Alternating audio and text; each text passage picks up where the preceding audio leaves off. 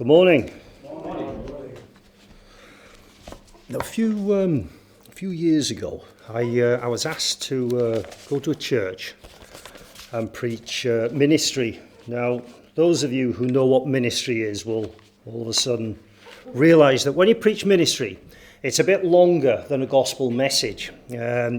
Expected to sort of like speak from about 45 minutes to an hour, something like that. And I was drawn to the book of Jonah. And I know there's only 4 chapters in Jonah, but there's enough substance and content in Jonah and recognition of the Lord Jesus Christ. You could go on and on and on.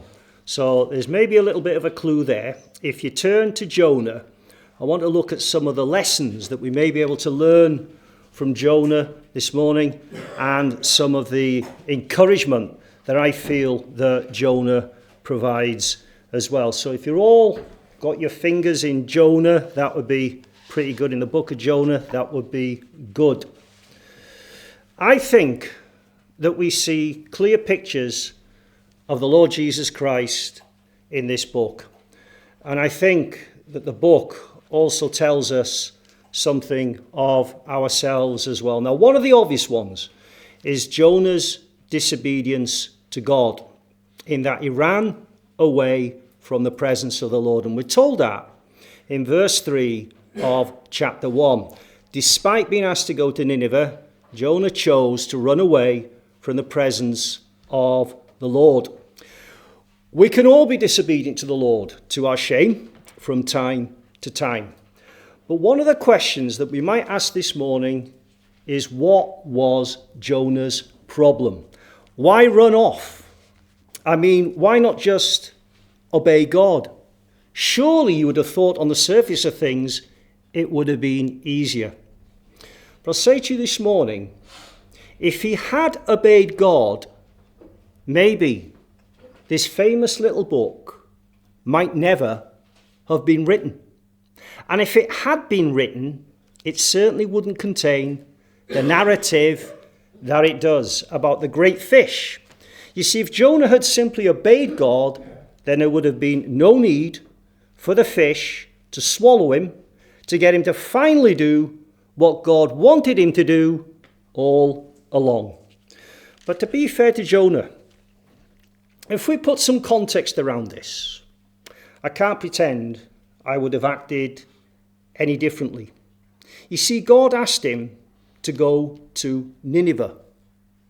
Nineveh was the capital city of a region called Assyria.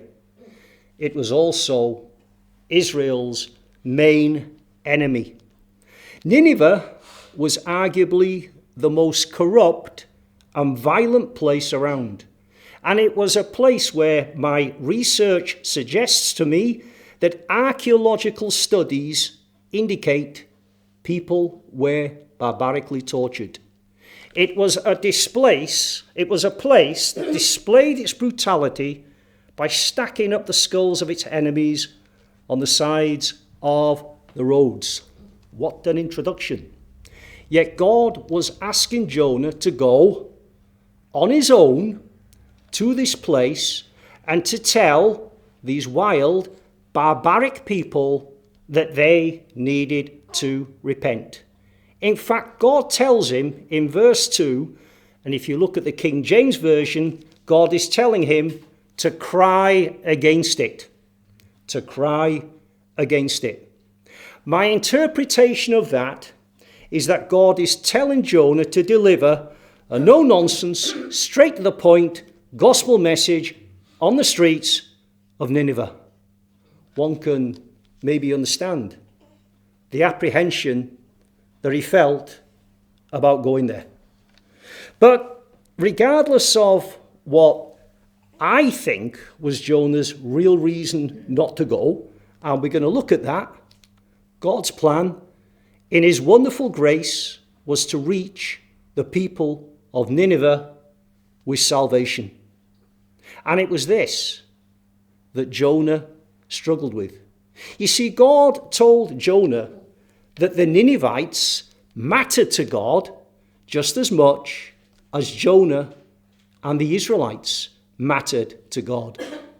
But Jonah, as an Israelite, just simply wasn't willing to accept that any other nation or people should have, or indeed should share, in the honor of knowing the one true God. Now, I should point out at this point, I'm pretty sure that was not the opinion of all Israelites, but I do feel there was a little bit of this that attached itself to Jonah. But this book of Jonah, is also a demonstration of God's passion for the whole world to be saved, even Gentiles, which is why we have come to thank the living God this morning for the way of salvation through the Lord Jesus Christ, the way in which we, as Gentiles, can be saved. And when we sum Jonah's attitude up, what a contrast. What a contrast to the words of the Lord Jesus Christ at the end of Matthew 28, when he says to the disciples, "Go ye, therefore, and teach all nations, baptizing them in the name of the Father and the Son and the Holy Ghost." Indeed, the Lord Jesus Christ tells us to preach to all nations, not one or two, or maybe nations that we like, but to take the gospel message to all nations. The contrast is maybe best summed up by saying Jonah was a prophet who preached a message of repentance. The Lord Jesus Christ was also a prophet who preached a message of repentance. But Jonah chose to run away from his particular calling, whereas the Lord Jesus Christ perfectly obeyed the Father's will in everything and went to a cross. But just for a moment, when we consider Jonah, do we see something of ourselves here? You see, dear friends, Jonah loved God, and of that I have no doubt, but he also struggled with God. Does that sound familiar? Does that remind us sometimes of what goes on in our own hearts? Before God called Jonah to Nineveh, Jonah, no doubt, had a comfortable and well-established ministry exactly where he was, and where things were probably going well, and he was able to commune with God on a regular basis. It's interesting that here is a prophet, indeed someone who would be recognized as a great man of God, and no doubt a great preacher of the word of God. And yet, at the start of this book, we find him running away from the God that he loves and has no doubt served so well up to this point. And despite the fact that God uses his preaching to bring a whole city to repentance, sadly, Jonah's situation doesn't get any better. Because at the end of the book, we find him angry, sulking, disorientated, and arguing with God. And you only need to read chapter 4 to get a flavour of that. When you look at this section of Scripture around the books of the minor prophets, they tell us about the message of God that the prophets were preaching. But Jonah is different in that it tells us about the man of God and sometimes the struggle that goes on within the heart of the man of God. And chapter 1 tells us how Jonah tried to run away, but ran straight into a violent storm at sea. We are told in chapter 1 that the mariners figured out that someone on board was guilty of an act that had caused the gods, as they understood it, to send the storm. And they decide to cast lots to find out who it was. We would remember the Lord Jesus Christ upon the cross, when the Roman soldiers cast lots for his garments. And where did that take place? Well, reading Matthew chapter 27, it was at the foot of the cross.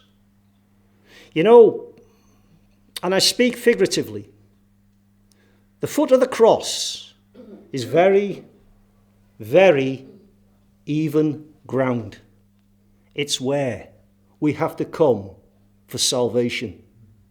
A place you go to when you have recognized your need of a Saviour. And you recognize that Christ's work upon the cross is the only means acceptable to God of dealing with and putting away our sin. You see, dear friends, it's a place of even ground, because it doesn't matter who you are, or who you might think you are, or what you might have done, or what your life's achievements might be. At the foot of the cross, it makes no difference. It is where you recognize that actually you're a sinner. I'm a sinner, and we need God's grace and salvation. And that's why it's even ground, because you realize that in God's sight, you're no different to anyone else. And it's even ground because the offer of salvation is open to all, Jew and Gentile alike. My point has been, I felt that Jonah struggled with that. He thought that salvation was exclusively reserved for the Israelites. We have another reminder of our Lord on the cross as we look at chapter 2 and verse 5, where Jonah prays and he recounts his experience in the waters, and he says the weeds were wrapped around his head. We are reminded that the Lord Jesus Christ had a crown of thorns wrapped around his head, which was designed to be an object of derision and humiliation, as he suffered public humiliation for us. You know, it's good to have reminders of the Lord Jesus Christ in any book. But here in Jonah, we have a reminder that sin has to be paid for. It was Jonah's own sin that led to him spending 3 days inside the great fish. But I am reminded from this that the Lord Jesus Christ, who has paid for my sin, also spent 3 days in the tomb after kind hands had taken him down from the cross. And then he gloriously arose. Now, as I've already said this morning, after Jonah was swallowed whilst in the belly of the whale, it is at this point that Jonah prays to the Lord. And if you look at that prayer and you see its content, it's a prayer of agony. But I put it to you this morning that it prefigures the Lord Jesus Christ's prayer of agony as he accepted the bitter cup of suffering in Gethsemane. Now, I can't condone Jonah's disobedience, and I certainly don't condone my own disobedience from time to time. But I take encouragement that this great man of God is actually no different to me. When the devil tries to tell me that I'm a failure and that I'm struggling, you know, as I've got older, my response these days is to say to the devil, yeah, you're probably right, actually. You're probably right. But you know, can I remind you of just something, Satan, whilst you're here? Your eternal destiny has already been decided, and you have nothing but darkness and pain ahead of you. My eternal destiny, if I might put it like that, has also been decided, because I've been to the foot of the cross. And I have a Saviour who died for me and who has been prepared to forgive me of my sin time and time and time again. Indeed, the Lord Jesus Christ. But this book tells me It's not just me who struggles. It happened to Jonah as well. And we could quote from our Bibles other great men of God this morning who got it wrong. I know we all have our struggles, and our Saviour never said it would be easy. But when I read this book, I have hope. Because I see God doing something remarkable in bringing the whole city to repentance through an unwilling servant who was struggling. So even through a struggling servant, God won a great victory. That tells me our great God can even do things through me as well. What else does it teach us? Well, for me, it teaches me to pray. You know, our Lord Jesus Christ had much to say about prayer, and he was often found in prayer by the disciples. But although we need to pray for each other within the fellowship, let's remember to pray for those who are in the forefront of God's work. Men like Jonah, who knew what it was to struggle, because they will experience tremendous opposition. Always remember to pray every week for the brother who preaches here. And if it's me, I'd implore you to pray because I need it. And to pray for those who are serving God in the prisons and on the streets with the homeless. And remember to pray for the persecuted church. And as I come to the end, chapter 4 of Jonah and verse 1 tells us he was angry with God for showing grace toward repentant sinners. In fact, the scripture tells us Jonah was so angry he wanted to die, simply because of God's grace towards sinners. But Jonah wanted to die. But we should be thankful this morning for the Lord Jesus Christ, because he demonstrated the wonderful character of God by showing grace to repentant sinners and willingly paying the price of our sin, that we might be forgiven. I've just told you, Jonah wanted to die. The Lord Jesus Christ was filled with so much compassion and love, he did die. And he died because of his love and his concern for the souls of sinful men and women. You see, the Lord Jesus Christ is not only strikingly different to Jonah, he is strikingly different to anyone else who has ever lived, in that he humbly followed his Father's will right to the end and shared the concern and the care of his Father's heart to give his life to save us. I trust that we will try to remember some of this as we come around the table to remember the Lord Jesus Christ this morning. The table is ready, and if we could turn to number 1 in Believers Please, we'll sing this. Abba Father, we approach thee in our Saviour's precious name. We thy children here assembling, access to thy presence claim. From our sin his blood hath washed us, 'tis through him our souls draw near, and thy Spirit too hath taught us, Abba Father, name so dear. Number 1 in Believers Please.